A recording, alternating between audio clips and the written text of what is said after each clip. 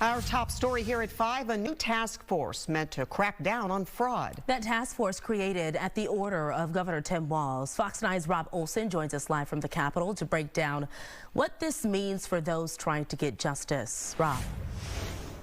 Yeah, the order is just step one of what Walz wants to do. He's also unveiling a big legislative package that the legislature will now tackle here as it convenes in about a week and a half or so. The legislature themselves, you're going to see various proposals coming there. Now, a lot of this comes in the wake of this legislative auditor's report into the Feeding Our Future fraud problems, and the Department of Education saying they failed to heed the warning signs and that they didn't hold Feeding Our Future accountable. But it also exposed that they lacked the authority in some ways, and they didn't report it to anyone else in state government when they were having these problems. And what Governor Walz is trying to do is fix some of those loopholes.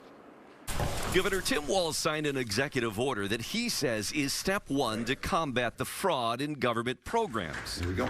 What this order does is create within the Bureau of Criminal Apprehension a centralized fraud and financial crime section. It moves the state's commerce fraud investigators into that unit for efficiency, and it mandates all state employees clearly understand a duty to prevent fraud. Importantly, this move requires all state agencies as well to report to the BCA Financial Crimes and Fraud section for investigation any suspected fraud of a state-funded program. It was the Feeding Our Future child meal fraud cases that exposed massive gaps. The Minnesota Department of Education tried to halt payments and meal site approvals, but since it was a federal USDA program, we're told they didn't have that authority. Walz now wants legislation that gives state agencies that power. The ability to be more skeptical and the ability to stop payments if they're skeptical before we go on. Because in many of these cases, the agencies knew they were there and did not feel that they had the authority, in many cases did not have the authority.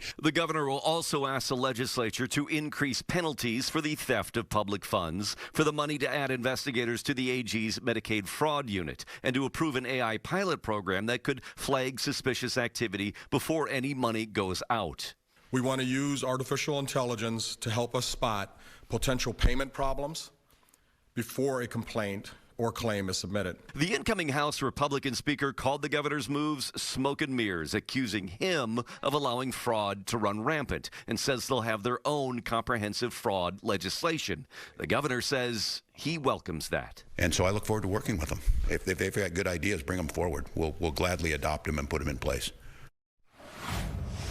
Now, again, the reason there's two things here, an executive order and legislation proposed here, is because there is funding required. There is changes to state law required, and that's the parts that require legislative action. The cost for this, for what Walz is proposing, is about $37 million in the first year. But again, you're going to see other packages from the state legislature, and certainly this will be a big topic when they convene here, again, just in about a week and a half or so.